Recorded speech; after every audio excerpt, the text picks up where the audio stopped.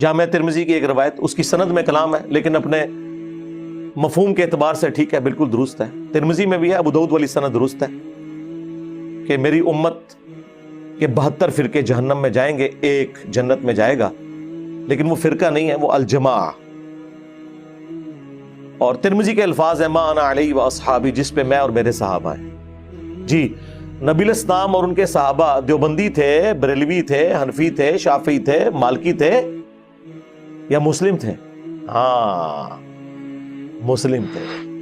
ملت ابیکم ابراہیم ہوا سماکم المسلمین من قبل وفی ھذا، پیروی کرو ابراہیم اپنے باپ کی ملت کی، جنہوں نے اس قرآن کے نزول سے پہلے تمہارا نام مسلم رکھا، اور اس کتاب میں اللہ نے تمہارا نام مسلم انڈورس کر دیا۔ یہاں پہ مسلم صفت کے طور پہ نہیں آیا، اسم کے طور پر آیا، سماکم المسلمین۔ تو کیا نبی الاسلام اور ان کے صحابہ یہ کچھ تھے جو یہ ہیں؟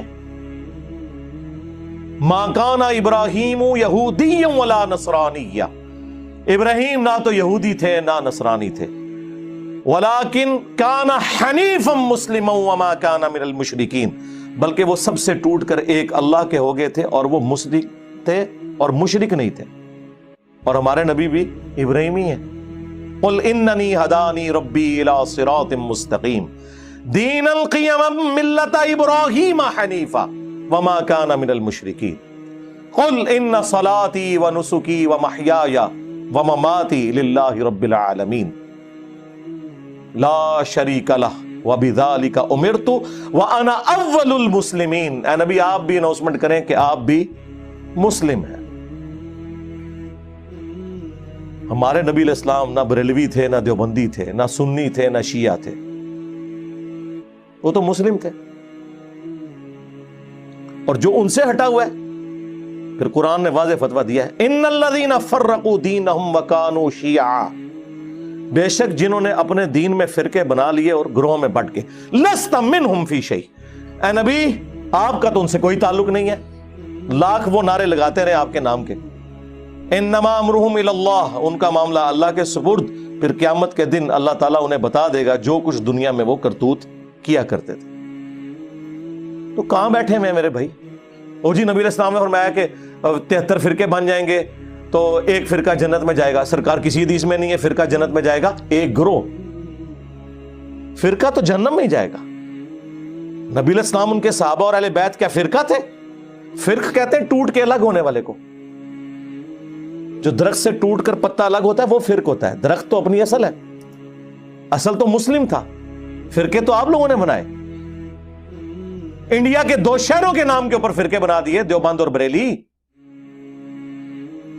خانہ کعبہ شریف کو 400 سال تک بدعت سے بھر کے رکھا، جب چاروں اماموں کے نام کے اوپر، ان بیچاروں کو تو پتہ نہیں ہوگا، 4 مسلح ڈال دیے 400 سال تک، 1517 سے 1917 تک سلطنت عثمانیہ۔ اور پھر اللہ نے ایسے اٹھائے، اب قیامت تک دوبارہ نہیں انشاءاللہ 4 مسلح ڈلتے، کیونکہ حنفیوں کے ہی 2 مسلح بن گئے ہیں، بریلوی اور دیوبندی۔ ہاں، ایسی اللہ نے کمر توڑی ہے اللہ کے فضل سے۔ لوگوں کو مس گائیڈ کرتے ہو جی، اللہ کے نبی علیہ السلام نے فرمایا تھا 73 فرقے بن جائیں گے تو ایک جنت، ایک فرقہ نہیں سرکار، ایک جماعت۔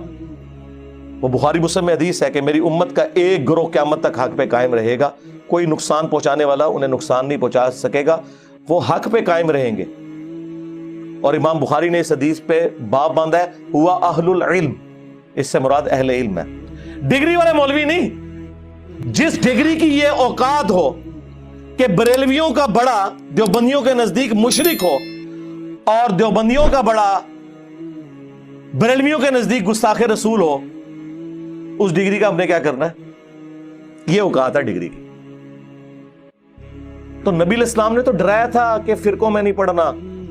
اللہ کے نبی قرآن کے خلاف چل سکتے تھے؟ وَاعْتَصِمُوا بِحَبْلِ اللَّهِ جَمِيعًا وَلَا تَفَرَّقُوا، اللہ کی رسی قرآن کو مضبوطی سے تھام لو اور فرقوں میں مت بٹو۔ یہ تو آپ نے پروفیسی کی تھی کہ امت میں فرقے بنیں گے، تم نے حصہ نہیں بننا، جس طرح کہ مسلم شریف میں حدیث ہے کہ قرب قیامت میں ایسی عورتیں آئیں گی جو ایسا لباس پہنیں گی چست یا باریک گویا کہ ننگی ہوں. اس کا کیا مطلب ہے کہ اپنی عورتوں کو ہم ننگا لباس پہنائیں؟ یہ ڈرایا گیا تھا، وہاں پہ بھی ڈرایا گیا تھا کہ فرقوں میں مت بٹنا اور اللہ کی رسی کو پکڑ لینا. قرآن اللہ کی رسی ہے. غدیر خم کی حدیث میں اللہ کے نبی نے خود فرما دیا. مسلم شریف میں اوپر تلے 4 حدیث ہے. اے لوگوں آگاہ ہو جاؤ، میں بھی ایک انسان ہوں، قریب ہے کہ اللہ کا قاصد یعنی موت کا فرشتہ میرے پاس آئے اور میں اس کی دعوت قبول کر لوں. میں اپنے بعد تم میں 2 بھاری چیزیں چھوڑ کے جا رہا ہوں. ان میں سے پہلی چیز اللہ کی کتاب ہے، اس میں ہدایت ہے، اس میں نور ہے، یہ اللہ کی رسی ہے. تم اسے پکڑو، اپنا تعلق اس کتاب کے ساتھ مضبوط کرو. جو اسے پکڑے گا ہدایت پر ہوگا، جو چھوڑ دے گا گمراہ ہو جائے گا. اور زید بن ارقم کہتے ہیں پھر حضور کہتے رہے کہ اللہ کی کتاب، اللہ کی کتاب، اللہ کی کتاب. اتنی زیادہ تعریفی کلمات کسی حدیث میں قرآن کے لیے نہیں آئے جو غدیر خم میں آئے. اور پھر فرمایا کہ دوسری بھاری چیز میرے اہل البیت ہیں. میں اپنے اہل البیت کے معاملے میں تمہیں اللہ کا خوف دلاتا ہوں. میں اپنے اہل البیت کے معاملے میں تمہیں اللہ کا خوف دلاتا ہوں. میں اپنے اہل البیت کے معاملے میں تمہیں اللہ کا خوف دلاتا ہوں، یعنی میرے بعد ان کے ساتھ حسن سلوک کرنا. لیکن امت بالکل الٹ چلی، نہ قرآن کو پکڑا نہ اہل بیت کو زندہ چھوڑا، بالکل الٹ چلی.